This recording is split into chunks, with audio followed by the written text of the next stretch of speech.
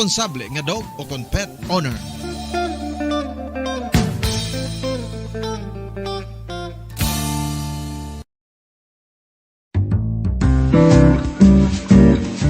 Mga pamaagi para mangin matinlo kag safe ang aton mga pagkaon. Ipabilin nga matinlo ang palibot. Isiparar ang hilaw sa naluto ng mga pagkaon. Lutuon sang maayo ang mga pagkaon nga dapat lutuon. Taguon ang mga pagkaon sa safe nga temperature. Depende sa kinahanglan sang klase sang pagkaon. Maggamit sang safe nga tubig kag raw materials.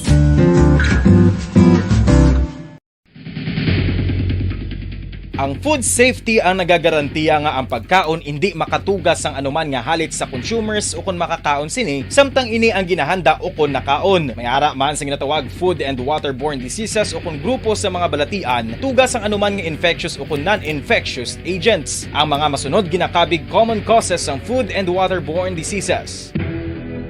Unsafe nga ginahalinan sa ginainom nga tubig, improper disposal of human waste, unhygienic practices, unsafe food handling, and preparation practices.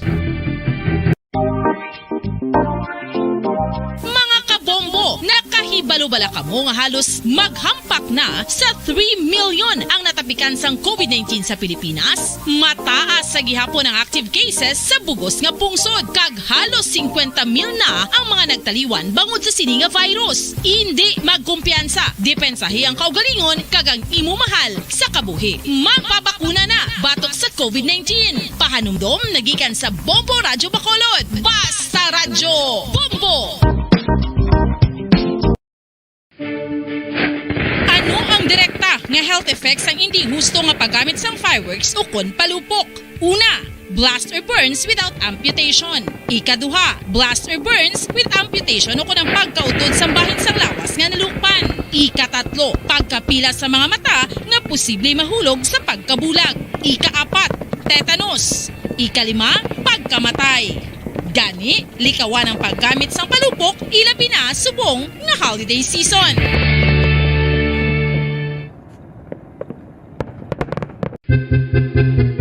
San o ikaw ulihi nga nag-ilis ang sponge nga ginagamit mo sa paghugas sa mga kitchen utensils? Ang kitchen sponge, mga kabombo, ang mas mahigko pa sa toilet. In fact, ginpahayag sang microbiologists nga ang mga butang nga ginagamit naton sa pagtinlo sa mga dishes ang pinakahigko nga bagay sa balay. Sa isa ka pagtuon nga na-publish sa journal nga Scientific Reports, ang spongy bacterial colonies ang mas delikado sa aton ikaayong lawas. Bangod sini, ginarekomendar sa mga researchers nga dapat islan ang sponge kada simana. Ang kitchen ang lugar sa aton balay kung sa diin nagasugod ang mga new bacteria. Bangod sa human traffic kag food preparation. Bangod ang sponge ang masami nga warm, mabasa kag matrace ang old food. Ini ang ideal nga breeding ground para sa bacteria. Suno sa pagtuon, maayong idea nga tinluan ang sponge kada tapos gamit. Apang ginasuggest sa mga researchers nga regular nga islan ang kitchen sponge. Ang kitchen ang lugar sa aton balay kung sa diin nagasugod ang mga new bacteria. Bangod sa human traffic kag food preparation.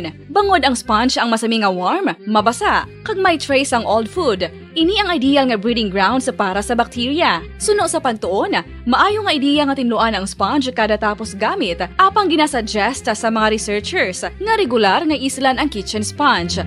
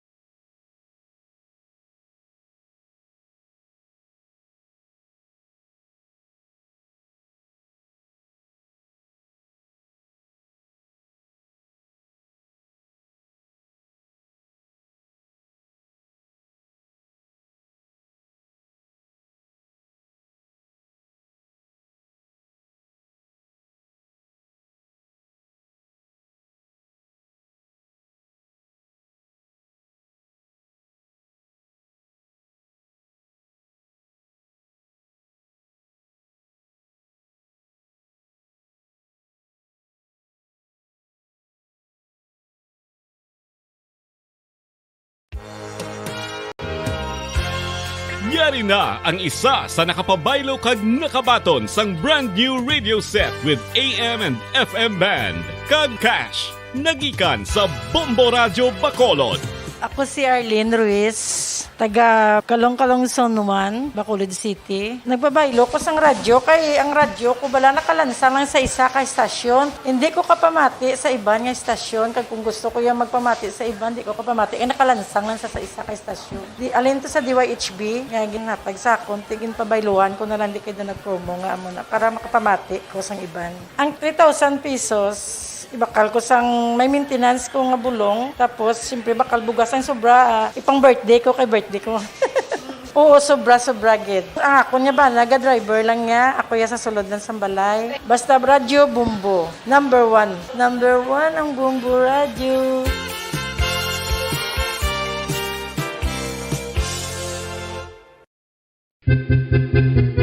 San o ikaw ulihi nga nag-ilis ang sponge nga ginagamit mo sa paghugas sa mga kitchen utensils? Ang kitchen sponge mga kabombo, ang mas mahigko pa sa toilet. In fact, ginpahayag sang microbiologists nga ang mga butang nga ginagamit naton sa pagtilo sa mga dishes ang pinakahigko nga bagay sa balay. Sa isa ka pagtuon nga na-publish sa journal nga Scientific Reports, ang spongy bacterial colonies ang mas delikado sa aton ikaayong lawas. Bangod sini, ginarekomendar sa mga researchers nga dapat islan ang sponge kada simana. Ang kitchen ang lugar sa aton balay kung sa diin nagasugod ang mga new bacteria. Bangod sa human traffic kag food preparation. Bangod ang sponge ang masami nga warm, mabasa kag matrace ang old food. Ini ang ideal nga breeding ground para sa bacteria. Suno sa pagtuon, maayong idea nga tinluan ang sponge kada tapos gamit. Apang ginasuggest sa mga researchers nga regular nga islan ang kitchen sponge. Ang kitchen ang lugar sa aton balay kung sa diin nagasugod ang mga new bacteria. Bangod sa human traffic kag food preparation. Bangod ang sponge ang masami nga warm, mabasa, kag may trace ang old food. Ini ang ideal nga breeding ground sa para sa bacteria. Suno sa pagtuon, maayo nga idea nga tinluan ang sponge kada tapos gamit, apang ginasuggest sa mga researchers nga regular nga islan ang kitchen sponge.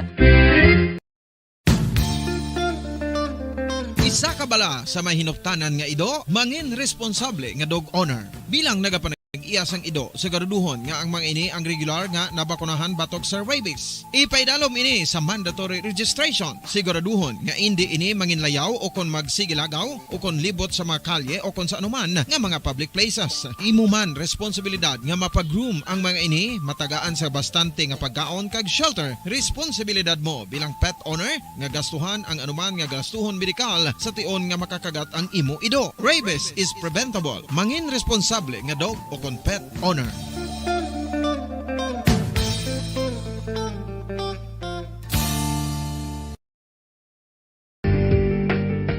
Kinahanglan mo bala nga mag-recharge? Hindi mo na kinahanglan nga magsalig pa sa caffeine. Bangod, ang pag-power nap ang makapaboost sang memorya, cognitive skills, creativity, kag energy level. Ang power nap o kon cat nap ang pagtulog sang malipot nga oras kag may tinutuyo nga i-revitalize ang isa ka persona. Masami ini nga nagadugay sang 15 to 20 ka minutos ginahimo kon udto o kon hapon. Santo sa pagtuon, mas mangin alerto ang isa ka persona kung maka-power nap ini. Nagapabuhin man ini sang stress kag nagapa-improve sang cognitive functioning. Isa ini kapamaagi agud nga ma-refresh ang utok sang tawo kung ginakapoy. Bagluwas diri, nagapanubo man ini sang risgo sang heart disease.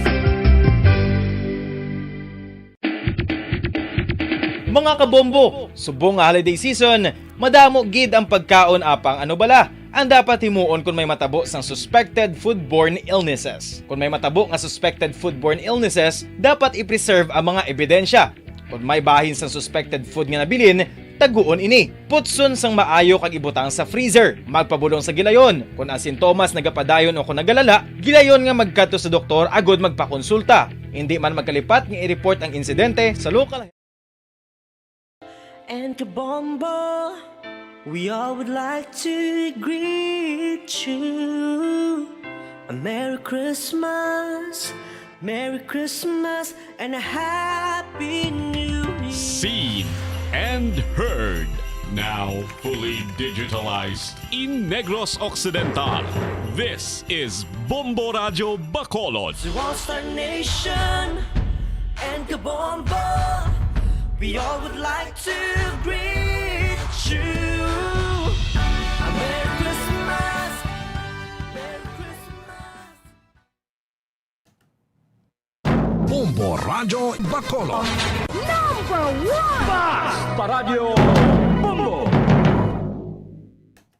Oras sa Bombo Radyo Bacolod, Philippine Standard Time, 7 minutos na lang nabilin, magadangat na kita sa tak ng alas 6 ng gabi. Mayong hapon mga kabombo, diri sa syudad sa Bacolod sa probinsya sa Negros Occidental. Kasubong man sa aton ng mga tagpalamati sa bilog nga Pilipinas, sa bilog nga kalibutan. Welcome na sa pagpalayag sang Bombo Reports Afternoon Edition. Adlaw naman kita sang Martes, Petsa 21 sa bunga bulan sang Desyembre, suning ito yung 2021. Sa aton niya pagpangalagin kita man ang pag-aupunan sa aton niya Bombo Patrol Reporter, Bombo Grace Lynn Parcon Lobaton. Karon kadto naman kita sa aton mga headlines sa aton nagapangunang balita lokal. Sa subong nga hapon mga kabombo, tinagpadulong naman diri sa aton sa syudad sang Kabangkalan, Negros Occidental ang aton naman nga Vice President nga si Leni Robredo. Kaupod pa sini ang aktres mga kabombo nga si Chris Aquino, kaya iyan naman nga fiancé mga kabombo nga si Attorney Mel Sarmiento. Nakita man natin kayina no, sa aton nga programa kung paano nga madamo gid ang nagdugok ilabi na gid para magpa-picture sa actress nga kaupod man ni Vice President Leni Robredo kung sa diin mga kabombo nagpahayag man iniya sang pagsuporta sa Vice Presidente para sa iyang presidential campaign mga kabombo. Apang syempre si Vice President Leni Robredo ang nagpahayag yang ang pagpadulong niya diri sa probinsya sang Negros Occidental ang wala sang halong kampanya kundi agud lamang magpadangat sang bulig sa mga apektado sang Typhoon Odette. Mga kabombo, tiyan mo na ang pahayag to kaina no, ni Vice President Leni Robredo, ti hambal niya pa kaina mga kabombo, nga ang pagpalabot niya to isang bulig, hindi isa lang kabeses. Kaya suno gani sa Vice Presidente, mayara siya nga ipabilin nga team. Kung sa di na mga team ang mga mag-monitor, kung ano pagid ang mga kinahanglanon gid agud nga syempre makahatag sila sandugang nga support, sandugang pagid nila nga bulig kun mayara pa sandugang nga panginahanglanon ng mga residente hindi lang dito sa syudad sang Kabangkalan kasubong man sa mga kaingod nga syudad yung ginalantaw man naton nga padulungan man sang Vice Presidente sa banwa sang binalbagan kay sa syudad sang Himamaylan. Magluwas dira mga kabombo ti ang aton nga syudad sang Bacolod ang nakaplano man niya naghuman sang resolusyon si Bacolod City Mayor Evilio Beng Lunardia nga ipaidalom sa state of calamity ang syudad sang Bacolod. Ti suno pagani kay kay Vice Mayor Alcid Familiaran ang inang resolusyon ti pag-aprobahan man sang sangguniang panglungsod buwas na yang adlaw mga kabombo. Kung madumduman nato ng pagpaidalom sa state of calamity sang isa ka syudad o kung sang isa ka LGUs ti sa pagpaidalom sang state of calamity mahimo nang magamit sang syudad o kung sang LGU o kung sang probinsya man, kung ang ato nga probinsya na paidalom na sa state of calamity, mahimo nang magamit ang Quick Response Fund. Agod jati sa ginalantaw naton mga kabombo sa nagakatabo sa nangin epekto sining bagyong Odette diri sa aton nga syudad, sa aton nga probinsya, sa halos kadamuan nga LGUs, isa Mindanao kasubong man diri sa Visayas. Ipinagi sina sa Quick Response Fund, mahimo nang magamit ang budget ang dugang ng mga allocated budget for emergency para sa siniya sa recovery naman sa aton nga syudad, sa recovery sa aton nga probinsya. Tiyan mo na ginalantaw ni Vice Mayor Elcid Familiaran nga ti mapahanugutan man ang ilang resolusyon good yang maamat-amat na mabuligan ang syudad sa Bacolod ilabi na nga madamo sa gihapon ang nagakabudlayan ilabi na sa kakulang sang kuryente. Ambal niya gani apisar pa nga 85% na nga operational pahayag sang Seneco. Mayara na sang power supply ang syudad sa Bacolod pero sa kamatuuran hambal ni Vice Mayor Elcid Familiaran ang aton niya kuno nga mga syudad madamo paghihapon sa mga barangay, sa mga kabalayan nga wala gihapon sang suga. Wala gyapon sang kuryente, labi na sa karon nga madamo nga daan sa mga trabaho, madamo sa mga estudyante nga nagasalig sa online bala mga kabombong. Iba naga-work from home. Ang iban mga estudyante pinaagi sa online mga kabombo, dako nga kabudlayan kung madula ang internet, ilabi na nagahilapit ang exam sa mga estudyante mga kabombo. Sunod pagani kay Vice Mayor Elcid Familiaran, masami nga puno ang mga hotels sa syudad. Kaya syempre mga hotels may arasan generators mo. Pero dira sa bahin sa mga generators, para yang makakonect man sila. Ang problema lang may generator man tuod, makakonect man tuod. Ang ato naman nga signal among gadula-dula. Sa piyak magin nga bahin ng mga kabombo, isa pagid sa gina problema sa karon kag mahimo nga masolusyonan sa pagpaidalom sa state of calamity ang inang balang nagataas nga presyo sa mga mapamintaha nga mga negosyante. Kaangay na lang diriabi sa syudad sa Bacolod ang sobra nga pagsaka sang presyo sa mga generators. Ambal pag ni Vice Mayor sa Familiaran bisan mga balaklon kuno nagmahal. Di sa sitwasyon naton balang pag-igo sang bagyong Odette, madamo sa mga balay nagkalaguba, madamo sa mga partially damaged sa mga pamalay, madamo sa mga naapektuhan nga mga trabaho, mga kabombo, dugangan pagid sa mga mapamintaha nga mga negosyante. Dahil nga muna ba lang ang mga sitwasyon mga kabombo, mahimo man masolusyonan. Kaya kung mapaidan kita sa state of calamity, may aras ang price freeze. Mahimo gid nga ma-secure sang aton nga Department of Trade and Industry kung nagasunod ang mga negosyo sa SRP o kung sa suggested retail price kay nakadira nakabase mo, hindi pwede nga maglapaw ka sa suggested retail price mga kabombo.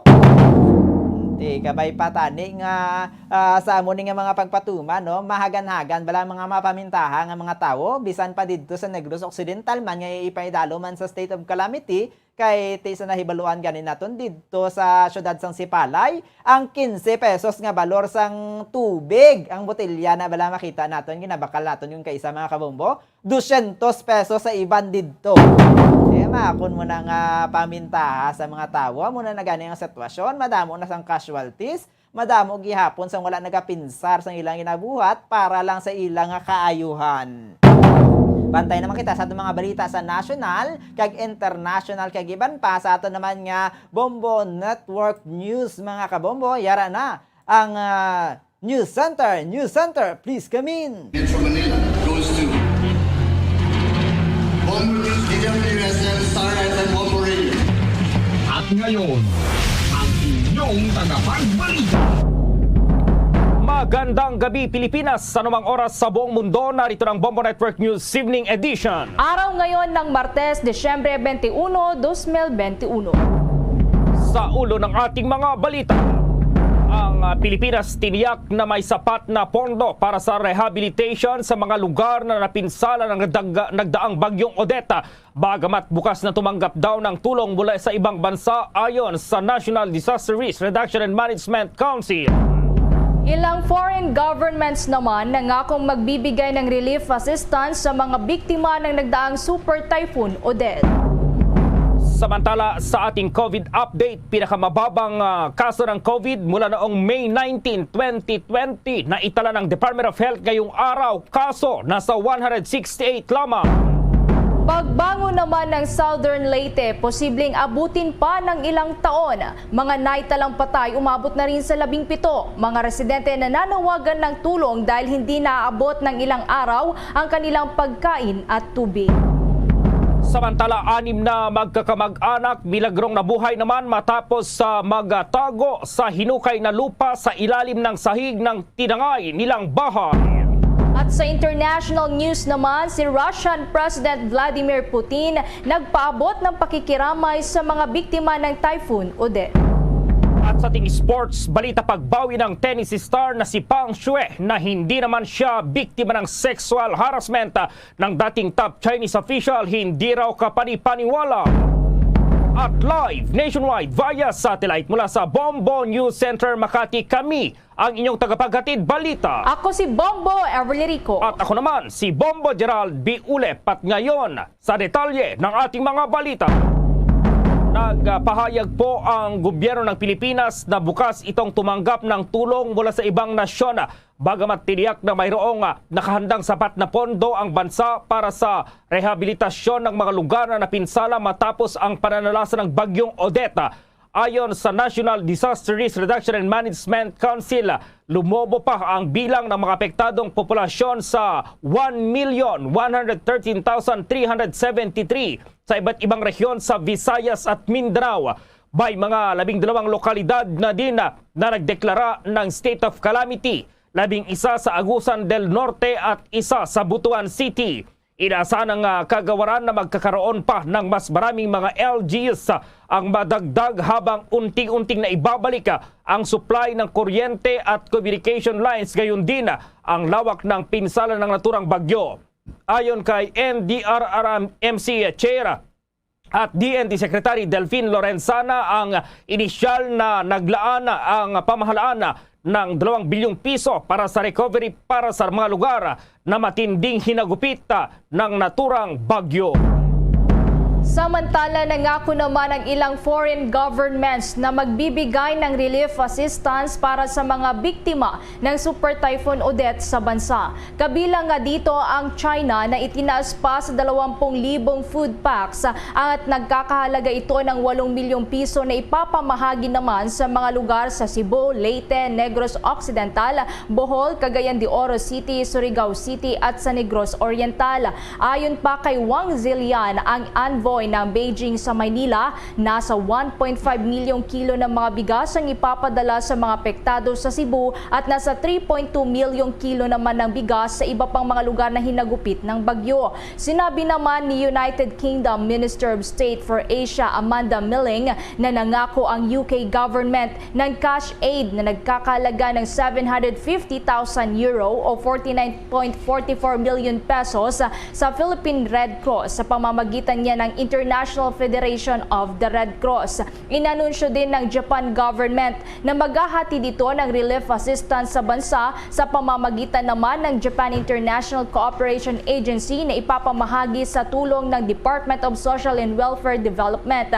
Ang US naman nakikipagtulungan na rin ang kanyang United States Agency for International Development sa International Organization for Migration para pa sa pagbibigay ng emergency shelter assistance sa mga pamilya na apektado ng bagyo. Patuloy naman ang pakikipagtulungan ng USAID at ng World Food Program sa social welfare development ng bansa para sa pamamahagi ng libu-libong food packs para naman sa mga residente na apektado doon sa May Butuan City. Posibleng madagdagan pa itong bilang ng mga namatay sa Puerto Princesa. Doon po yan sa Palawan kasunod ng pananalasa ng bagyong Odette. Sa ngayon kasi ay nasa 17 na itong napaulat na namatay doon habang 12 naman o 22 itong nawawala. Sa barangay Irawan daw sa Puerto Princesa, isang 2 taong gulang na bata ang inanod ng baha habang papatawid ang kanilang pamilya sa kalsada sa isinasagawang evacuation noong Biyernes ng gabi. Natagpuan din umano ang bangkay ng senior citizen sa barangay Lukbuan. Sa Langogan, 5 ang napaulat na namatay habang isa pa itong nawawala. Ang mga nawawala naman na umano ay mula sa munisipalidad ng Rojas. Kahapon nasa 7,602 na pamilya o 14,497 na individual ang apektado ng bagyong Odette sa Puerto Princesa. Nasa 73 evacuation centers naman ang tinutuluyan ng mga apektadong residente. Sa ngayon, nananatili raw na walang communication system ang Puerto Princesa at karamihan sa mga lugar ay wala ring supply ng kuryente. Karamihan daw sa mga bahay sa Puerto Princesa ay totally damaged o walang mga bubong. Nanawagan naman ang mga residente doon na magbigay sana ang pamahalaan ng pagkain dahil paubos na raw itong kanilang supply. Ang Philippine National Police naman hindi muna maglalabas ng datos ng casualties dahil sa bagyo at nasawi naman na sumampa pa sa 156 ayon yan sa NDRRMC. Makidetalye tayo mula kay Bombo Annalise Soberano. Umakyat na sa 156 ang bilang ng mga napaulat na nasawi dahil sa bagyong Odette ayon sa National Disaster Risk Reduction and Management Council. Galing ang mga ito sa lalawigan ng Palawan, Iloilo, Guimaras, Negros Occidental, Cebu, Bohol, Negros Oriental, Bukidnon, Misamis Occidental, Oriental, Mindoro, Butuan City at Agusan del Sur. Maliban dito, nakapagtala rin sila ng 37 na nawawala, 275 ang mga sugatan.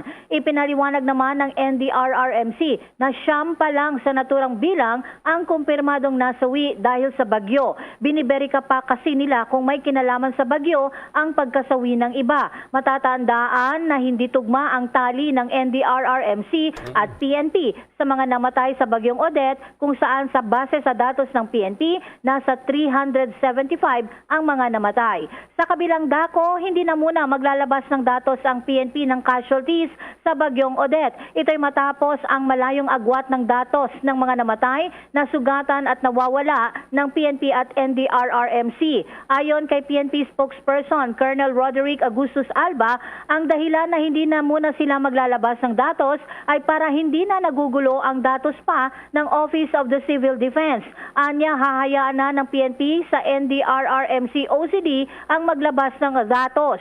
Sinabi pa ni Alba na ang mga inilabas nilang datos ay sa mga nasawi at sugatan at nawawala sa bagyong Odette ay base sa mga blotter entries ng iba't ibang himpilan ng PNP sa mga apektadong lugar. Gayunpaman, sinabi ni Alba na magpapatuloy ang pangangalap nila ng mga reports sa ground, ngunit kanila na itong isusumite sa DILG. Tiniyak naman ni Colonel Alba na maingat ang mga lahat ng PNP units sa pag-uulat ng mga datos para masiguro na walang nadodoble o hindi na isama sa bilangan.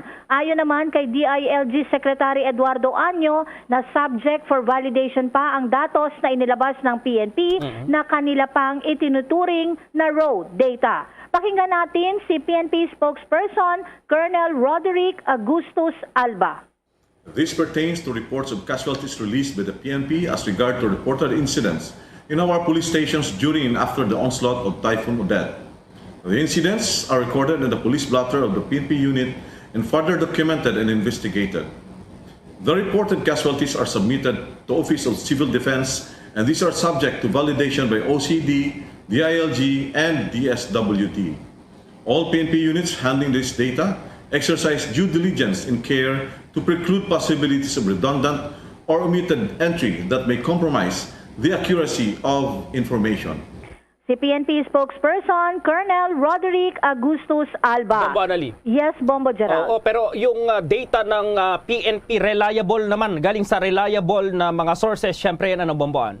Tama ka, Bombo Gerald. Galing yan sa ground at base yan sa blotter entries ng PNP. Gayunpaman, ito kasing NDRRMC, Bombo Gerald, may mga prosesong sinusunod. Tama. So kapag ihahanay mo na sila o mai-include na sila sa bilangan, dapat validated ito ng DILG, ng local government units, ng NDRRMC at ng DSWD. Dahil ang mga ito, Bombo Gerald, ay bibigyan naman ng kaukulang tulong. Kaya kinakailangan na talagang makumpirma nila na sa bagyo nasawi ang isang individual. Dahil may mga cases kasi, Bombo Gerald, na may mga sakit na at bigla na lang inatake, wala namang kaugnayan doon sa mismong paghagupit ng bagyo. So ito yung tinitignan ng NDRRMC para nga ma-account nila kung yung mga nasawi ay talagang nasawi dahil sa bagyo. Oo, Bombo, kasi talagang sa data ng PNP marami na yung malaki yung agwat. Yung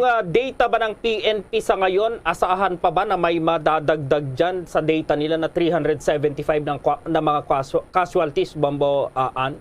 Itinigil na nila ngayon ang pagbilang, Bombo Gerald, no? So, nananatili na lamang ito sa 375. So, as of 6 p.m. ngayon, wala nang inilabas na casualty data ang Philippine National Police, Bombo Gerald. Okay, si Bombo Ever, may katanungan din, Bombo Ever, go ahead. As Bomboan, meron bang plano ang ating pamahalaan na magkaroon na lamang ng iisang ahensya para makonsolidate yung mga numbers ng mga casualties? Most especially na kumuha na lamang ng mga reports sana from the ground, like yung mga LGUs, kasi sila yung mas nakakakita Bomboan ng mga talagang nangyayari sa kanila na sasakupan, Bomboan.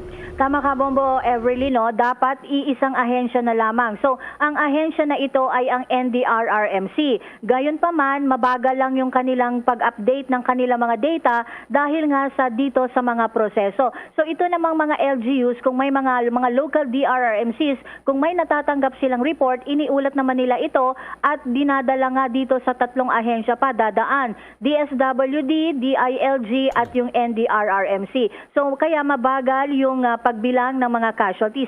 Now, ito namang Philippine National Police, mabilis yung counting nila dahil sila ay nakabase sa mga blotter reports sa Bombo Everly. So, iisang ahensya lang ang pwede nating pagkunan ng official data, lalo na sa bagyo, ay itong National Disaster Risk Reduction Management Council. Okay, Bomboan, maraming salamat.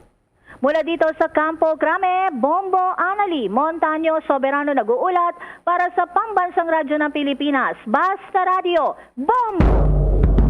Samantala, kanselado naman po itong tradisyonal na programa, parada at itong flyby sa pagdiriwang ng ika-66 na or 86 na anibersaryo ng Armed Forces of the Philippines or AFP ngayong araw. Sa isang statement, sinabi po ni AFP Chief of Staff Lieutenant General Andres Centino na ito'y upang hindi raw makasagabal sa ongoing na humanitarian at disaster relief operations na isinasagawa ng AFP sa mga lugar na sinalantarang bagyong Odette. Sa halipan niya ay ipagdiriwang ng bawat sundalo ang kanilang anibersaryo sa puso't isipan habang ginagawa ang kanilang trabaho na pagtulong sa mga biktima ng bagyo. Ito anya ang naaangkop na paraan ng pagpapahalaga sa kanilang mahabang kasaysayan ng serbisyo at tradisyon ng sakripisyo para sa mga mamamayan. Sinabi po ni General Centino na ang mahalaga sa ngayon ay mabigyan ng sense of security ang mga biktima ng trahedya ngayong Pasko. Nagbigay pugay naman si General Centino sa lahat ng sundalo, mga sailor, airman at marina na patuloy na inilalagay sa panganib ang kanilang buhay sa pagganap ng kanilang tungkulin na paglingkuran ang ating taong bayan.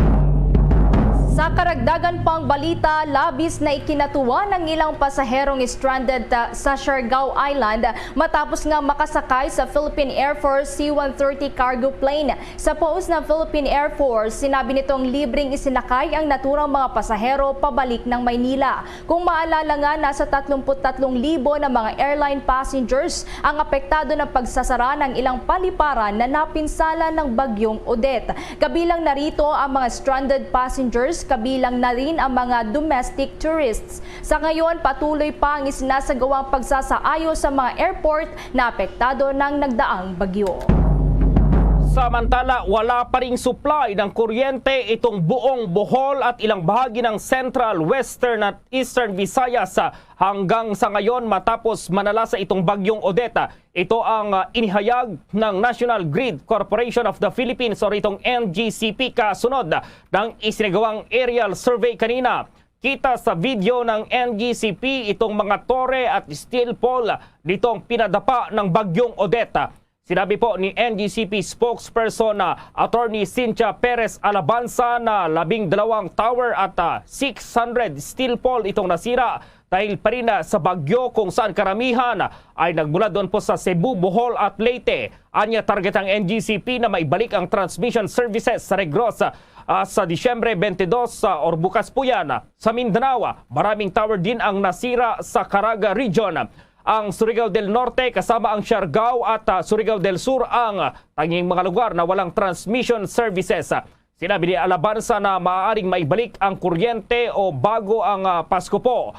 Sinabi ng tagapagsalita ng NGCP na patuloy pa rin ang aerial inspection sa mga nasirang tower at steel pole. Maraming transmission services ang naibalik simula ng Lunes tulad ng sa Agusan del Norte at Agusan del Sur, maging doon sa Mindanao area. Sa Visayas, isang pansamantalang pagsasaayos itong itinakda sa Leyte at Samar upang magbigay ng supply ng kuryente pansamantala. Dagdag pa ni Alabanza ang transmission services para sa Sebeco 2 at Veco customers sa Northern Cebu ay naibalik na 100% at na-normalize. Available na rin ang transmission services para sa Sameco at Doreco. Ang pagbabalik ng supply ng kuryente sa mga komunidad ay nakadepende sa operasyon ng mga distribution utilities habang ang NGCP ay nahahanap sa isang o naharap sa isang hamon sa mga pagsisikap nito sa pagpapanumbalik dahil pa rin sa limitadong supply ng gasolina. Sinabi po ni Alabanza na nakikipag-ugnayan na sila ngayon sa mga lokal na pamahalaan, itong Department of Energy at sa mga supplier na dapat unahin. Ang gobernador naman ng Bohol umaapila sa telecommunication companies na bilisan na ang pag-aayos ng signal ng kanilang probinsya. May detalye pa dyan si Bombo Jane Buna. So, Smart Globe, please double time tayo dito, triple time kung pwede. Let us restore communication lines. We cannot even talk to each other. Hindi nga namin alam kung saan dadalhin yung tulong o anong kailangan ng mga tao. Alam ko lang tubig at saka pagkain ang kailangan nila ngayon. But nagmamakaawa si Bohol Governor Arthur Yap sa mga telecommunication companies na kung maaari, bilisan ang pag-aayos ng signal sa kanilang probinsya. Sa isang panayam, sinabi nito na hirap anyang gumana ang mga bangko at money remittance centers dahil sa kawalan o mabagal na internet connection. Iginit ng gobernador ang kalagahan ng internet connection para matanggap at magamit agad ng mga taga-Bohol ang pinansyal na tulong na ipinapadala ng kanilang mga kaanak. Anya, kapag maging maayos ang internet connection, maaari nang dumiskarte ang bawat isa kung paano makabili ng pagkain at mapaayos ang mga nasirang bahay dahil sa pananalasa ng bagyong Odette. actually meron, pero mahina yung signal. Minsan meron, minsan wala. Kaya nga dapat yung Smart at saka yung Globe, yung mga telco, kailangan mag-double time sila dito. Dahil kung hindi man lang natin mabigyan ng tubig o ng pagkain yung mga tao, at least pera man lang para sila nang dumiskarte, mapaayos nila yung mga bahay nila or makabili sila ng pagkain. Dagdag pa ng opisyal na nasa 375,000 households ng kanilang lalawigan ang winasak ng bagyo, kung kaya't nahihirapan sila na magpaabot ng tulong ng walang signal at mahina na internet connections. Sinabi nito na maliban sa pagkain, tubig, naging pangunahing kailangan na rin ang communication lines. You have to remember, we are an island province of 375,000 households. Dinaanan yun, inararo ng Typhoon Odette yung lalawigan namin. So, everybody needs that level of support. Kung hindi pagkain o tubig, at least yung pera. Nauna na ang hiniling ni Gobernador Yap kang Pangulong Rodrigo Duterte na bigyan ang lalawigan ng mga generator sets upang mabigyang kuryente ang mga water pumping station ng bayan dahil patay pa rin ang linya ng kuryente. Nangako niya ang Pangulo na magbibigay sa Bohol ng 2 billion pesos na tulong pinansyal. Ang lalawigan ay nangangailangan ng mga air asset upang maghatid ng pagkain sa mga isla, kung saan ang mga resident ay umaasa sa mainland at kalapit na lalawigan ng Cebu para sa kanilang mga supply. May mga special needs dyan na hindi namin mabigyan ng tulong because hindi nga namin alam at hindi nga kami magkausap-usap ng mga mayor. For the past 2 days, 3 days, hirap na hirap silang kausapin. Nagpadala pa tayo ng tao na isa-isahin sila, yung 48 LGUs na yun, bago kami nakakuha ng report na 96 to 98 ang namatay sa lalawigan. Just a little less than 100 yung injured at mga 18 pa yung nawawala na hindi pa namin nalolocate na. Nauna nang iniulat ng National Grid Corporation of the Philippines na 200 transmission structures sa Bohol ang nasira na nakaapekto ito sa 7 linya ng tower. Para sa Bombo Network News, ito si Bombo Jane Buda, nag-uulat para sa Pambansang Radyo ng Pilipinas, Basta Radio. Boom! Ang DICT hindi pa raw masabi kung kailan maibabalik itong linya ng komunikasyon sa mga lugar na hinagupit po ng bagyong Odette. At sa ating international news, si Russian President Vladimir Putin nagpaabot na rin ng pakikiramay sa mga biktima ng Typhoon Odette dito pa rin sa bansa. At sa ating sports, balitang pagbawi ng tennis star na si Pang Shuai na hindi naman siya biktima ng sexual harassment ng dating top Chinese official, hindi raw kapani-paniwala. Ang detalye ng mga balitang yan, abangan! Dunkin' Delivery po! Dunkin' Delivery po! Dunkin' Delivery po! Dunkin' Delivery po! Yes, may Dunkin' Coffee! May Dunkin' Coffee! May Dunkin' Coffee! May Dunkin' Coffee! Ganyan ang Dunkin' Day Coffee Box! 4 cups agad of signature Dunkin' hot or iced coffee, hot choco or hot choco java in one grab-and-go carton. Ah! Bukas, Choco Java naman. Choco Java naman. Choco Java naman. Choco Java naman. Para 4 cups agad, Dunkin' D Coffee Box. At ngayon, sa pagpapatuloy ng iba pang pangunahing mga balita. Hindi pa masabi sa ngayon ng Department of Information and Communications Technology o DICT kung kailan maibabalik ang linya ng komunikasyon sa mga probinsyang hinagupit ng bagyong Odette. Sa laging handa briefing, sinabi ni DICT Acting Secretary Manny Caintic, bagsak ang linya ng komunikasyon sa Siargao, Surigao at Dinagat Islands dahil sa pananalasan ng bagyong Odette kamakailan. Kasunod ng kanilang pagbisita pa sa mga probinsyang ito, sinabi ni Caintic na magpapadala sila ng mga tao at kagamitan para ayusin sa lalong madaling panahon ang mga nasabing tore. Sa ngayon, ayon pa kay Caintic, sinusubukan nilang matapos ito ngayong buwan at una nilang aayusin ang mga kuryente o mga natumbang mga poste ng kuryente. Hanggang hindi niya ito maayos ay hindi rin sila makakakuha ng kuryente. Gayunpaman sa ngayon ay patuloy silang magbibigay ng linya para sa emergency communications ng mga residente sa mga apektadong lugar sa bansa. Nauna na ngang ipinag-utos ni Pangulong Rodrigo Duterte na gamitin muna ang lahat ng mga resources ng pamahalaan sa pagtulong sa mga sinalanta ng bagyong Odette. Pansamantalang sinuspindi po ng Supreme Court ang filing ng pleadings at iba pang court submissions dahil pa rin sa epekto ng bagyong Odette. Base sa administrative circular na inilabas ng Supreme Court, epektibo kahapon hanggang Enero 3 sa susunod na taon. Sususpendihin muna itong lahat ng mga court submissions. Sinabi ng kataas-taasang hukuman na kasunod na rin ito ng pinsalang iniwan po ng bagyong Odette sa Bicol, Palawan, Visayas at doon sa Mindanao. Dahil sa naturang bagyo ay nagkaroon din ng matinding pinsala sa mga government infrastructure.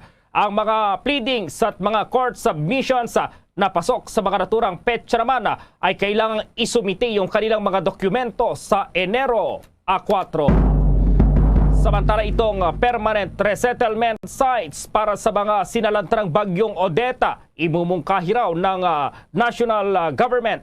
Itong NHA po yan yung magmumungkahi. May report si Bombo Dave Vincent Pasig.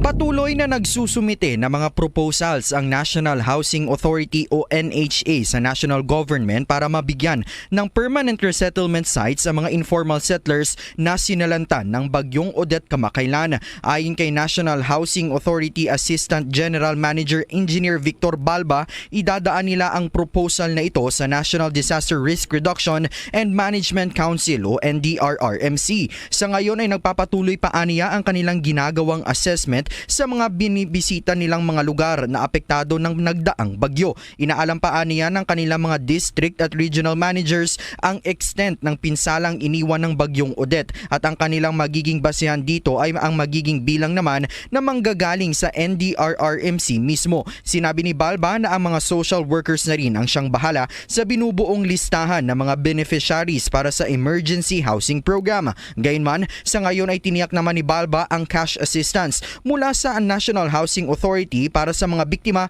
ng bagyong Odette. Bombo Davidson Pasit nag-uulat para sa Pambansang Radyo ng Pilipinas. Basta Radio, Bombo!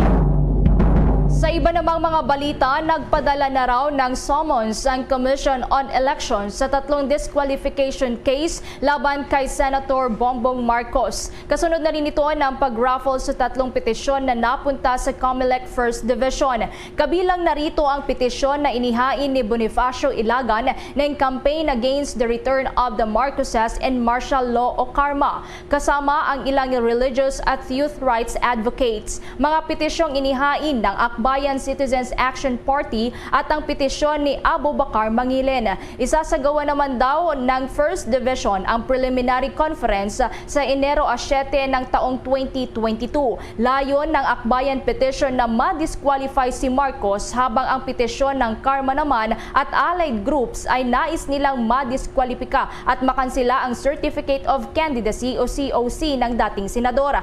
Nagugat nga ang disqualification case laban kay Marcos dahil daw sa hindi nito pagbabayad ng buwis. Sa kanilang petisyon, sinabi ng grupo na convicted daw si Marcos ng 8 beses ng Quezon City Regional Trial Court Branch 105 noong taong 1995 dahil sa kabiguang maghain ng income tax returns bilang governor ng Ilocos Norte para sa taong 1982 hanggang 1985. Maliban pa rito, sinabi ng grupo na bigo rin umanong magbayad ang dating senador ng kanyang deficiency taxes. Sinabi pa ng mga petitioners na hindi raw dapat payagan ng COMELEC na tumakbo si Marcos dahil sa kanyang conviction sa paglabag sa Internal Revenue Code sa kanyang basihan para sa penalty at perpetual disqualification sa paghawak ng public office.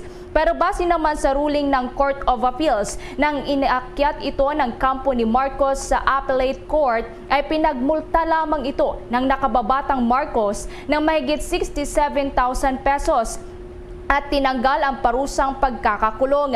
Nais pa noon si Marcos na iapilang desisyon ng Commission ng Supreme Court at hiniling na palawigin pa ang paghahain nito ng petition for certiorari. Para naman agad namang iniatras ni Marcos ang kanyang petisyon at binayaran na lamang ang kanyang multang 67,137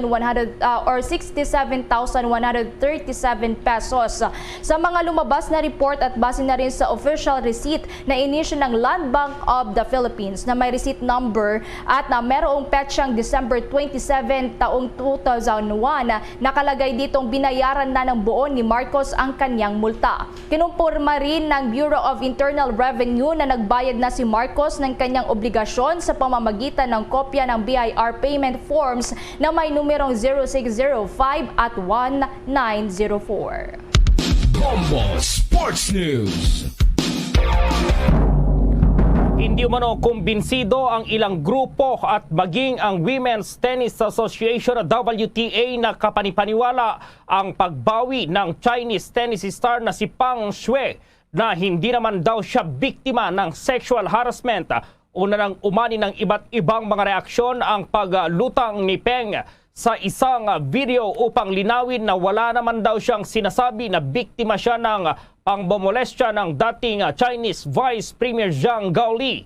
Kung maalala, inabot din ng 3 linggo ang 35 years old na tennis player matapos ngang ibulgar niya sa social media sa China ang malaking iskandalo. Dahil sa pagbabaliktad ni Peng, duda pa rin si Women's Tennis Association Chief Steve Simon sa bagong statement nito. Bagamat nagagalak sila na makita sa publiko ang player, hindi pa rin naman maaalis ang alinlangan na maaring napilit lamang ito o may pressure sa kanya ang Chinese government.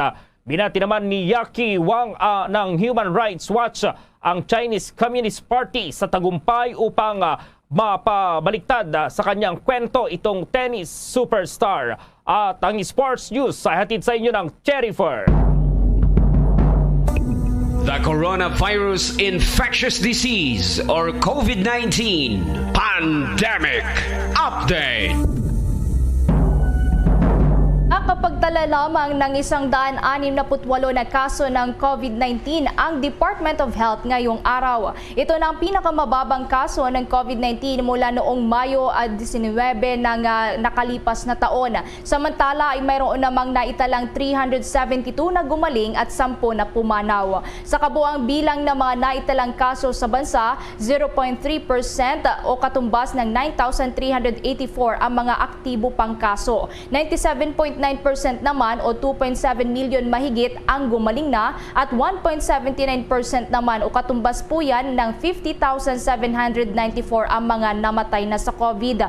Ayon sa pinakahuling ulat, 4 na laboratorio ang hindi operational mula noong December 19 habang nasa mayroong 20 laboratorio naman ang hindi nakapagsumite ng kanilang data sa COVID-19 Document Repository System ng DOH. Base naman sa datos sa nakalipas na 14 na araw, araw, ang kontribusyon ng 24 na laboratorio ay humigit kumulang sa 4.8% sa lahat ng mga samples na naitest at 4.5% po rito sa lahat ng mga positibong mga individual.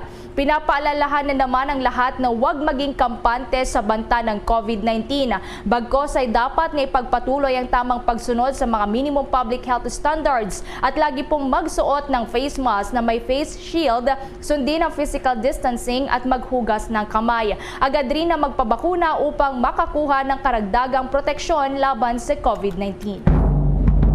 Malacanang naman naglabas ng memorandum para sa kinakailangang bilang ng on-site workers sa mga tanggapan ng gobyerno sa ilalim po ng alert level system. At nasa Malacanang si Bombo Raymond Tinasa. Bombo Gerald, Bombo Ever, naglabas ang Malacanang ng isang memorandum circular para sa hinihinging on-site workforce o bilang ng mga kawani ng pamahalaan na kailangang pumasok sa trabaho sa ilalim ng alert level system. Ito ay para matiyak na maging fully operational pa rin ang gobyerno kahit anong level system pa ang ipairal sa mga lugar na nasakop sa mga lugar na ito. Sa ilalim ng Memo Circular number 93 na pinirmahan ni Chief Secretary Salvador Millardea sa petsang December 17, 2021, itinataas sa 80% ang on-site workforce o pinapayagang dami ng mga kawani sa ilalim ng Alert Level 2 habang 60% naman sa Alert Level 3 at 40% sa Alert Level 4. Sa Alert Level 5 naman ay pinapayagan lamang ang skeleton workforce on-site at tirang mga kawani ay sa ilalim ng alternative work arrangements na probado ng head of agency. Maliban na lamang kung kinakailangan ng mas mataas na on-site capacity lalo sa mga ahensyang nagbibigay ng health at emergency frontline services, laboratory and testing services, border control o iba pang kritikal na serbisyo alinsunod sa mahalagang patakaran at relasyon na inisyo ng Civil Service Commission. Nakasaad din sa memorandum na ang lahat ng pinuno na ahensya ng pamahalaan sa sangay ng ehekutibo, kabilang na ang mga GOCC, ay pwedeng magdidag ng on-site workers. Lahat naman ng on-site workers ay kailangan pa rin mag-obserba ng social distancing at iba pang minimum public health standards. Bombo Raymond. Yes, Bombo Gerald. Yung memo na yan, kailan epektibo yan, Bombo Raymond? Ay automatic na yan to, Bombo Gerald. So ito ay pirmado ni Secretary Millardea noong December 17 at maging epektibo ngayon upon receipt sa mga ahensya ng pamahalaan. So yun yung parang mga guidelines lamang sa mga government employees, Bombo Gerald, sa mga panahon o mga pinapairal.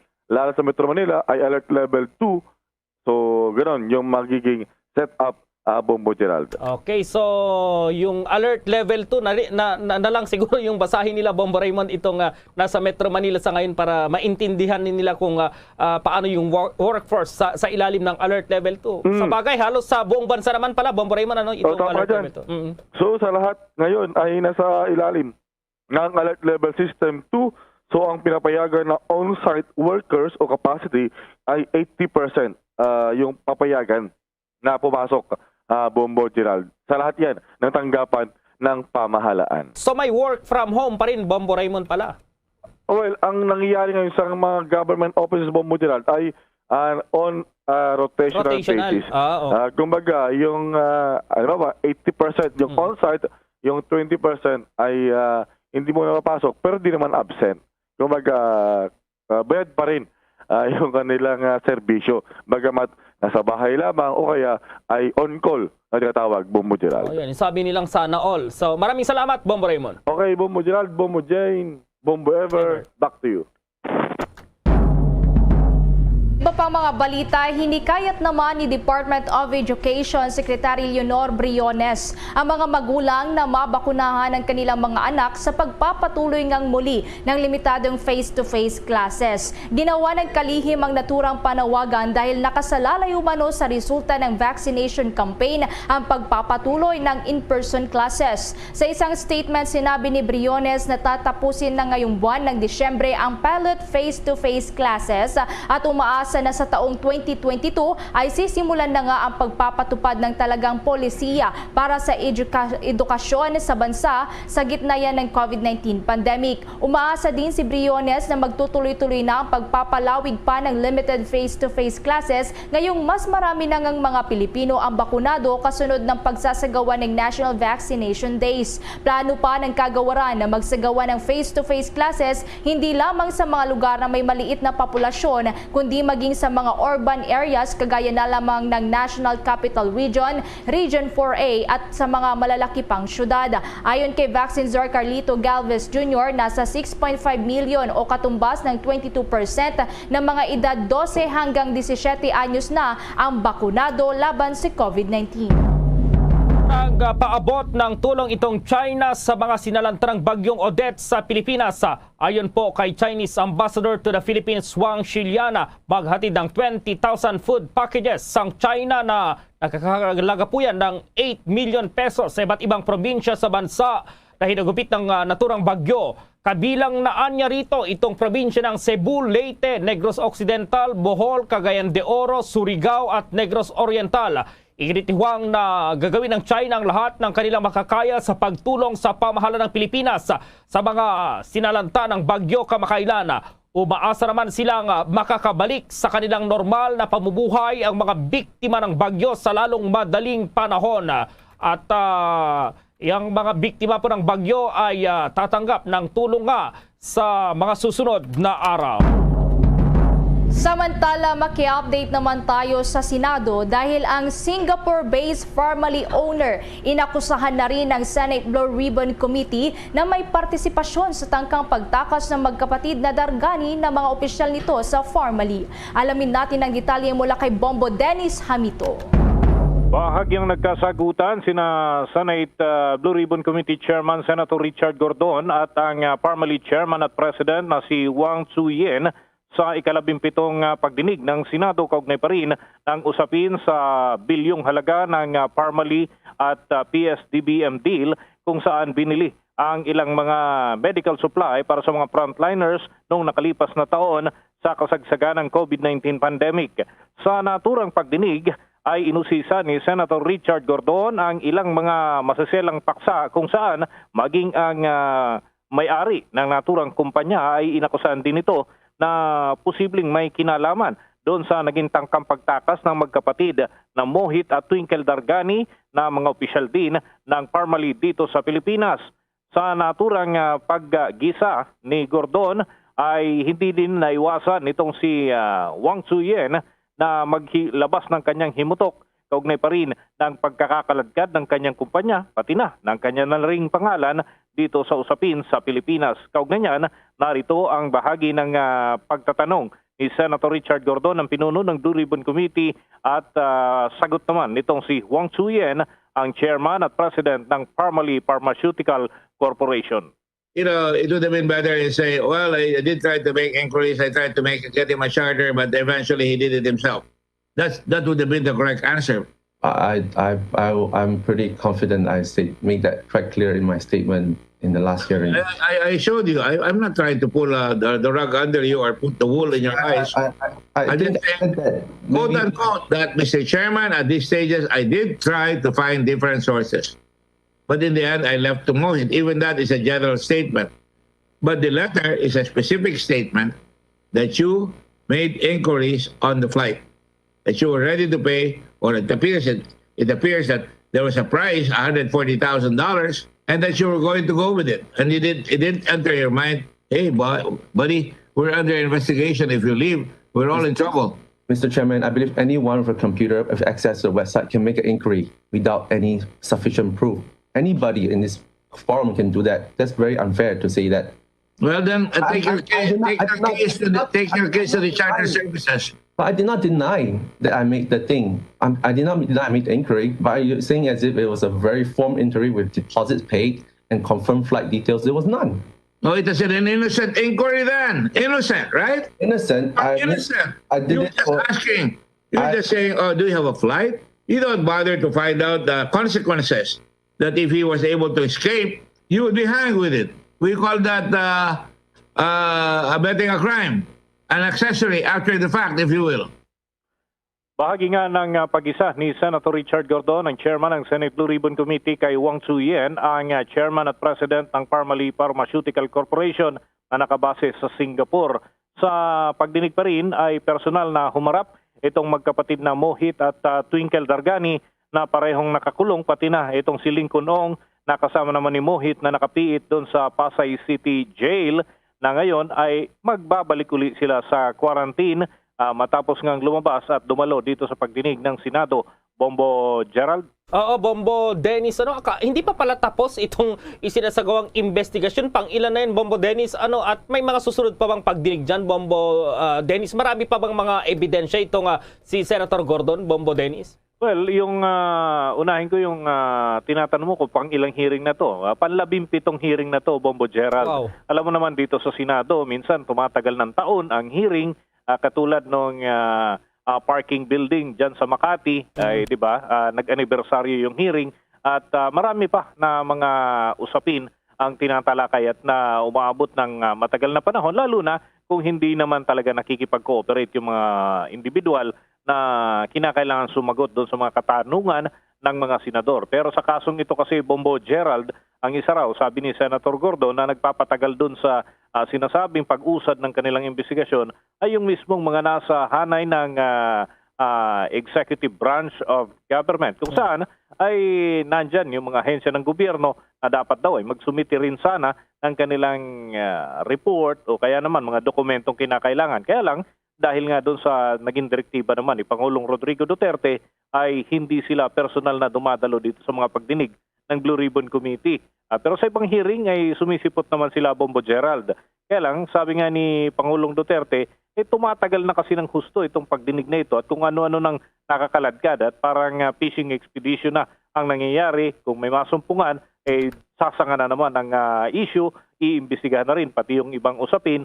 Yun yung ayaw naman ni Pangulong Duterte. Pero sa panig ng Blue Ribbon Committee, Bombo Gerald, sabi nila, bahagi pa rin ng kanilang trabaho na usisain, alamin yung mga masiselang paksa ukol nga dito dahil kaba ng bayan yung pinanggalingan ng perang ginastos dito sa mga deal na pinasok ng gobyerno, Bombo Gerald. Oo, so labas-pasok pa rin sa Pasay pa rin, Bombo Dennis, nakapiit itong dalawang kinulong dati doon sa Senado, Bombo Dennis, no? Tama yan, Bombo Gerald. At yung kapatid ni Mohit na si Twinkle nananatili naman sa pasilidad ng Senado. At yan ay, sabi nga, yung hearing, baka till thy kingdom come daw, sabi ni Pangulong Duterte. At ganun din, sabi ni Senator Gordon, kung kinakailangan daw na humaba ng ganun, wala silang magagawa dahil hindi nakikipag-cooperate yung ilang mga tanggapan. Pero ang baka raw, kumbaga, ang senaryo nakikita dito, baka tumagal hanggang next year na nakakulong pa rin itong mga personalidad na ito, Bombo Gerald. Okay, maraming salamat, Bombo Dennis. Mula sa Senado, Bombo Dennis Hamito nag-uulat para sa Pambansang Radyo ng Pilipinas, Basta Radio. Bombo!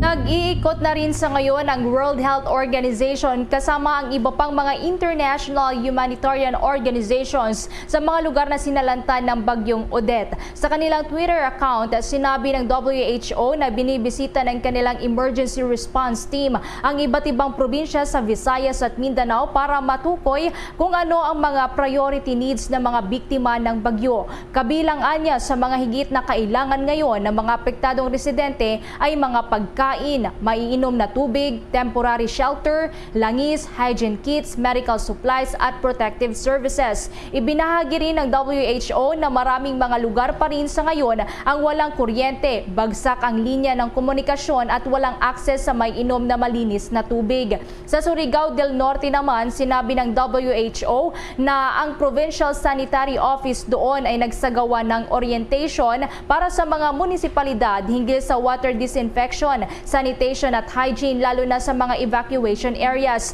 Sa kanilang tala, nasa 1.8 milyong katao ang apektado ng pananalasa ng bagyo mula yan sa Region 7, Region 6, Region 5, Region 10, Region 11, Region 4B at sa Caraga. Gagamitin na ng Department of Agriculture naman ang kanilang 852.47 billion pesos na standby funds para matulungan na rin itong mga magsasaka at mangingisda sa mga lugar na sinalanta ng bagyong Odette. Ayon po sa Department of Agriculture, kabilang sa mga budget na ito ang 500 million pesos na Quick Response Fund para sa rehabilitation ng mga apektadong lugar. 148 million naman itong ipapamahaging binhi ng palay, 57.6 milyong halaga ng corn seeds, 44.6 milyong halaga ng iba't ibang gulay at 100 million pesos sa ilalim naman ng Survival and Recovery Assistance Program ng Agricultural Credit Policy Council. Ang Bureau of Fisheries and Aquatic Resources naman ay magbibigay ng 164 million na halaga ng fingerlings at tulong, habang 625,115 halaga naman ng mga gamot at biologics. Inanunsyo rin ng DA na mayroon pang available na pondo mula sa Philippine Crop Insurance Corporation to indemnify itong mga affected farmers. Umaabot naman na sa mahigit 3.1 million pesos ang special collection ng Manila Cathedral sa Intramuros para sa mga biktima ng pananalasa ng bagyong Odette. Sa kanilang ulat ngayong araw ng Martes, sinabi ng Manila Cathedral na ukabo ang 3.1 million mahigit na ang kanilang nakolekta. Labis na nagpapasalamat sila sa mga nagbibigay pa ng mga donasyon para sa mga sinalanta ng bagyong Odette na higit na nangangailangan ng tulong sa kasalukuyan. Nauna na ngang panawagan ni Manila Archbishop Jose Cardinal Advincula na tumulong sa mga apektado ng nagdaang bagyo. Kahapon nananawagan din ang CBCP sa diocese na magsagawa ng second collection sa lahat ng mga misa sa Disyembre 25 at 26 para sa mga nasalanta ng bagyo. Nagbigay naman ng babala ang National Disaster Risk Reduction and Management Council o NDRRMC sa publiko laban pa rin sa mga nagkalat na mapagsamantalang mga scammers dito sa bansa. Baring binigyang diin ni NDRRMC spokesman Mark Timbal na hindi nagsasagawa ng soliciting ng monetary donations sang kagawaran para sa mga kababayan nating nabiktima ng hagupit ng bagyong Odette. Paglilinaw ng tagapagsalita, ang mga nagnanais na magbigay ng donasyon ang mismong makipag-ugnayan sa mga kaukulang ahensya ng pamahalaan at hindi anya ito ang unang maglalapit sa mga individual upang manghingi ng donasyon para sa mga nasalanta ng bagyong Odette. Samantala, sinabi naman ni Timbal na maaaring tumawag sa kanilang tanggapan at makipag-ugnayan sa Office of the Civil Defense at Department of Social Welfare and Development ang mga nagnanais na magpaabot ng tulong sa mga lugar na tinamaan ng nasabing bagyo. Sinabi rin ni Timbal na bukas ang kinauukulan sa mga cash donations, ngunit kinakailangan lang anya na direktang ideposito lamang ang mga ito sa bangko upang hindi ang mga tauhan mismo ng mga nasabing kagawaran ang makakatanggap ng nasabing donasyon. Samantala, update naman, mga nabakunahan laban si COVID-19 sa ikalawang National Vaccination Day, pumalo na sa mahigit 30 or 3 milyon. May karagdagan pang detalye si Bombo Marlene Padiernos.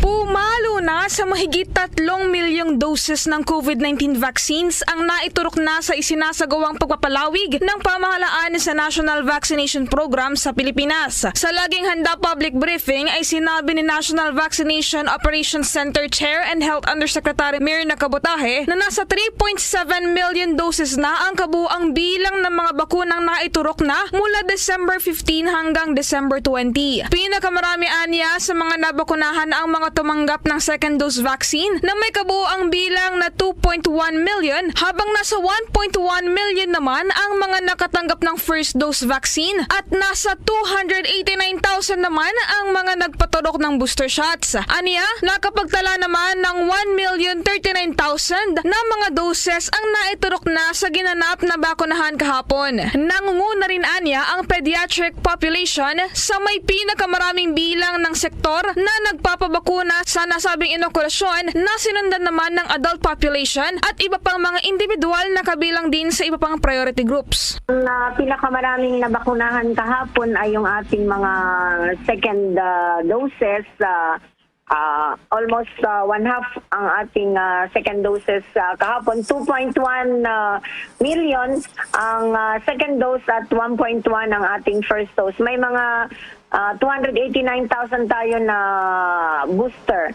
In terms of the sector, marami pa rin ang ating pediatric population, tapos sumunod yung rest of the adults, tapos yung mga ibang priority groups ay nababakunahan din.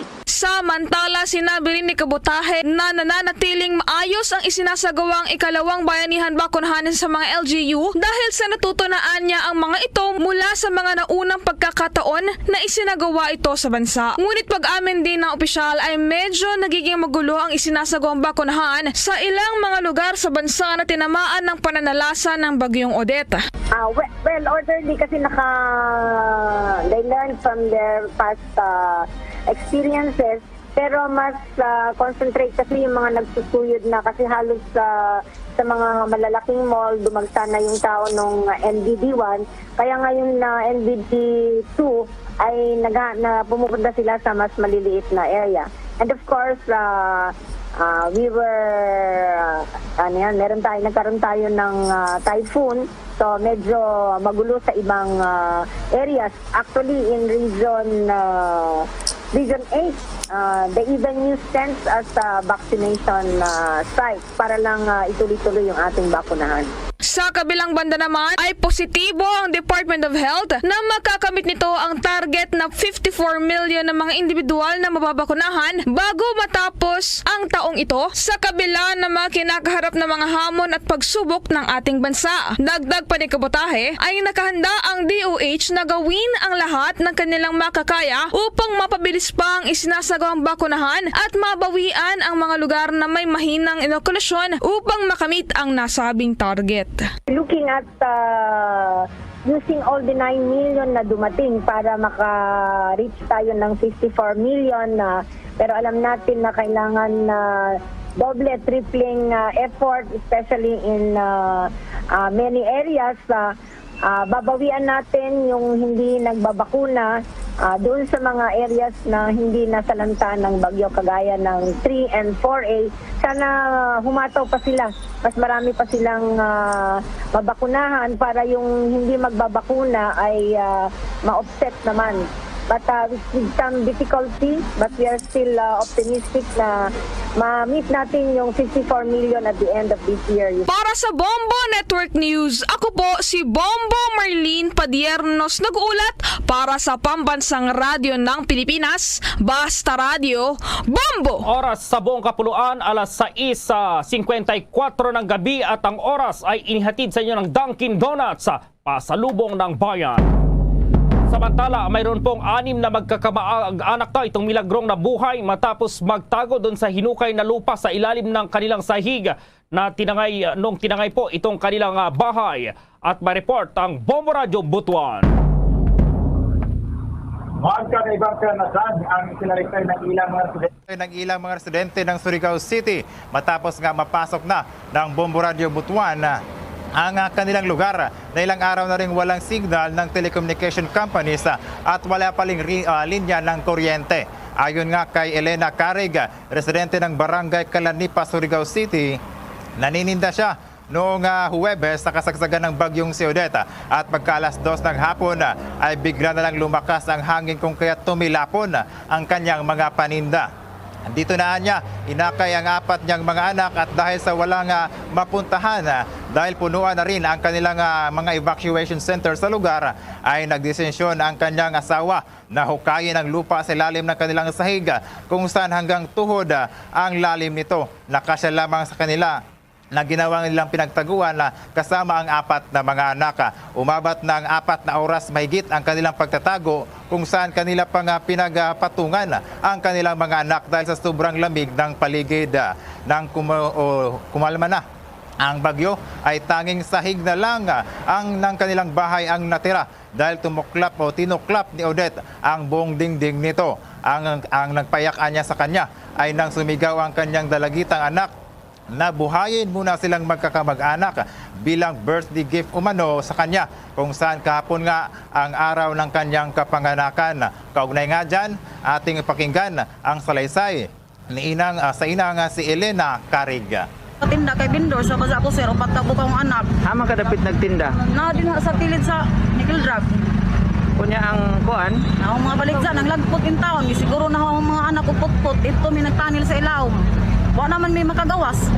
Na-trap mi gikan alas 2 nan udto hanton na nagbagso, ya na mi ka-trap. An amo silong, pagkubkub na nako bana. Ay di magaso kami mga luwas. Higo ra lamang makasuksok dito sa ilayom ng silong para lamang ang mga bata masipti. Pinahapa na sir, pagtungtong nan alas 6 kapin ni huyaw-huyaw naman. Kupak tungtong sa kisami kamang kun maigo kaw. Kay ang mga bata di makasurvive ng katignaw. Samantala, doon naman sa Agusan del Sur, hindi pa rin nahahanap hanggang sa ngayon ang liba sa labing isang mga anak at apo ni Tatay Dodong Cabalquinto matapos itong matabunan ng buhay sa rumaragasang putik nang papunta na sana sa evacuation center sa Barangay Kyoya, sa bayan ng Sibagat, Agusan del Sur. Napagalamang 11 niyang mga mahal sa buhay kung saan nga 6 na bangkay pa lang ang natagpuan ng mga rescuers at may isa pang paa natagpuan nga sa nasabing paghukay. Matatandaan nga unang pinalikas ng ama ang mga biktima dahil pinapakain pa nito ang kanilang mga hayop at di kanya sukat alkalain na sa isang iglap ay mawawala ang kanyang mga mahal sa buhay. Doon naman sa Surigao City, malaking hamon pa rin sa ngayon sa provincial na pamahalaan ng Surigao del Norte ang pagmamanage sa distribution ng mga relief goods matapos magsidatingan mula sa iba't ibang ahensya ng gobyerno at sa mga donors sa iba't ibang sektor. Sa eksklusibong panayam nga ng Bombo Radio Butuan, inihayag ni Surigao del Norte Acting Provincial Administrator Attorney Primolino Primo Plaza na pahirapan pa rin hanggang sa ngayon ang pagtawag sa iba't iba nilang mga local government units dahil sa pagkaputol ng mga lifelines lalo na sa komunikasyon na siyang tanging paraan upang makakuha sila ng updated assessment reports mula sa epekto na hatid ng Bagyong Odette. Ayon kay Attorney Plaza, ang supply ng kanilang tubig ay naibalik na, ngunit 23% pa lamang ito sa kabuuang konsumidor dahil sa lawak na danyos na iniwan ng bagyo sa kanilang water connections, pati na rin sa linya ng kuryente na posibleng matatapos ang restoration efforts mga 2 hanggang 3 linggo pa. Okay, Bombo Jason. Mula dito sa Bombo Radio Butuan, Bombo Jason Simurlan para sa Bansang Radyo na Pilipinas, Basta Radio. Bombo! Samantala sa may Lapu-Lapu City naman, nagdeklara na rin sila ng state of emergency. Alamin ang detalye mula sa Star FM Cebu. Nagdeklara na ng state of emergency ang lungsod ng Lapu-Lapu simula nitong Lunes, Nobyembre 20 kasunod ng mga naitalang nakawan ng mga electrical wiring sa transformers sa mga natumbang poste ng kuryente dulot ng kalasan ng Bagyong Odette. Una nang nagdeklara ng state of calamity ang lungsod noong Sabado, Nobyembre 18 matapos nag-iwan ng matinding pinsala ang Bagyong Odette sa isla. Sa ilalim ng Executive Order No. 2021-076 ni Lapu-Lapu City Mayor Jonard Ahong Chan, ini-adjust ang curfew ng lungsod mula alas 9 ng gabi hanggang alas 3 ng madaling araw. Dapat ding nakasara na pagsapit ng alas 8 ng gabi ang lahat ng publiko at pribadong establishmento maliban na lang sa mga pharmacies, hospital at clinics, birthing centers, 24-hour convenience stores at mga frontliners. Initasan na rin ng alkalde ang Price Coordinating Council ng lungsod na mag-inspeksyon sa lahat ng mga establishmento upang mamonitor at mapigilan ang overpricing at hoarding sa mga basic commodities, medisina at mga petroleum products. Aarestuhin din ang sinumang mahuling nag-overpricing sa mga pangunahing bilihin, nagtitinda at bumibili ng mga electrical wirings. Samantala, umabot sa 9 ang naitalang patay sa lungsod dahil sa Bagyong Odette habang 12 naman ang nanatiling missing. Makakatanggap naman ng tig 5,000 na financial aid ang bawat pamilya matapos may inilaang 236 million pesos ang lungsod para sa financial assistance. Sa kasalukuyan, patuloy pa ring nakakaranas ang malaking parte ng Cebu ng kawalan ng supply ng kuryente, tubig at pahirapan ang komunikasyon dahil walang signal. Mula rito sa impila ng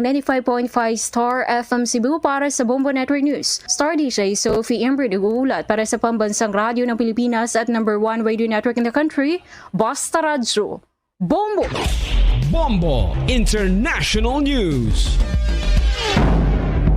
Nag-abot ng pakikidalamhati si Russian President Vladimir Putin para sa Pilipinas kasunod ng tumataas na bilang pa ng fatalities at malubhang pinsala na iniwan ng bagyong Odette. Sa isang Facebook post, ipinarating ng Pangulo ng Russia ang kanyang pakikiramay kay Pangulong Duterte. Inihayag ni Russian President Putin ang kanyang pakikidalamhati sa miyembro ng pamilya at kaibigan ng mga nasawi sa pananalasa ng bagyo at para na rin sa mabilis na recovery ng lahat ng mga nagtamo ng injury.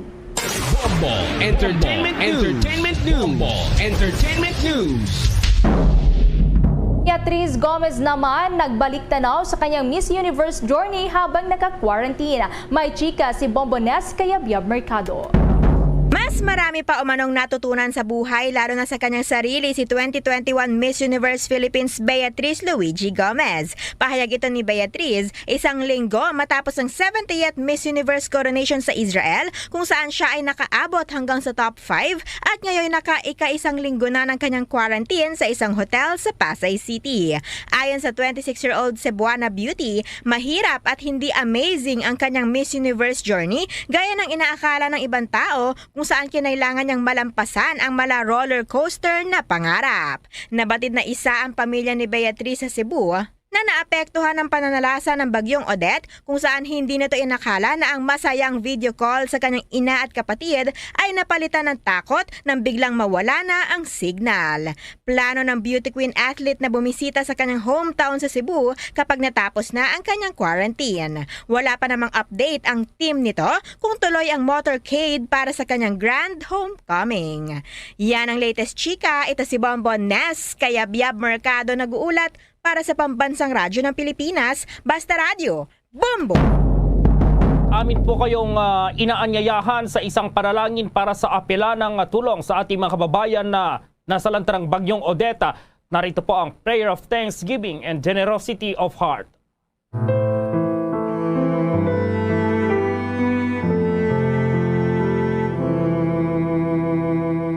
Lord, in this time of great need, we plead you for your mercy for those who suffer the effects of Typhoon Odette, as we thank you for the many who were spared from its destructive powers. Up to now, many people are afraid. Many are anxious, fearing their loved ones are among the dead and fearing for their future and safety. Those who are injured and ill cry for relief. Those who have lost their homes and their livelihood cry out in anguish. Comfort them and give them hope. Console their hearts and ease their pain. Lord, may we who are granted your shield and protection be given a pure heart to help them, to know what to do, and to have the compassion, fortitude, and creativity to do it. Move us to respond now to the urgent needs that cannot wait. Steady us to be there in the future as the victims of this disaster try to rebuild their lives. Give us the grace of generosity in our prayers and our contributions. We are all brothers and sisters. We are the work of your hands. Receive the dead into your love. Comfort the survivors with the power and protection of your peace. May we love as you love, and may we all find peace in this tumultuous world. Our help is in the name of the Lord, who made heaven and earth. Amen.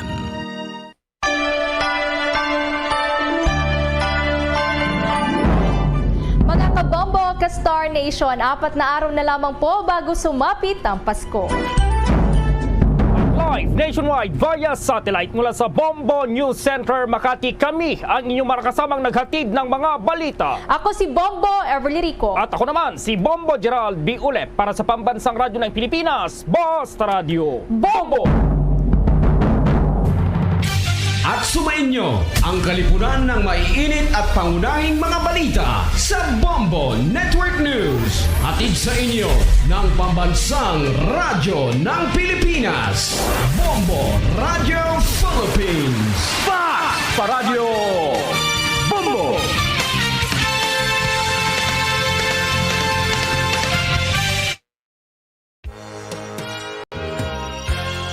Yari na ang isa sa nakapabaylo kag nakabaton sang brand new radio set with AM and FM band kag cash nagikan sa Bombo Radio Bacolod. Ako si Arlene Ruiz, taga Kalong-Kalong Zone 1, Bacolod City. Nagbabaylo ko sa radyo, kay ang radyo ko bala nakalansang lang sa isa ka estasyon. Hindi ko kapamati sa iba nga estasyon, kag kung gusto ko yung magpamati sa iba, hindi ko kapamati. Nakalansang lang sa isa ka estasyon. Alin to sa DYHB, nga ginatag sa akon, tigin pabayluan ko na lang di kayo na nag-promo nga amo na, para makapamati ko sa iban. Ang 3,000 pesos, ibakal ko sang may maintenance ko nga bulong, tapos siyempre bakal bugas ang sobra, ipang birthday ko kay birthday ko. Oo, sobra gid. Ako niya ba, naga-driver lang niya, ako ya sa sulod ng Sambalay. Basta radyo, Bumbo. Number 1 ang Bumbo Radio.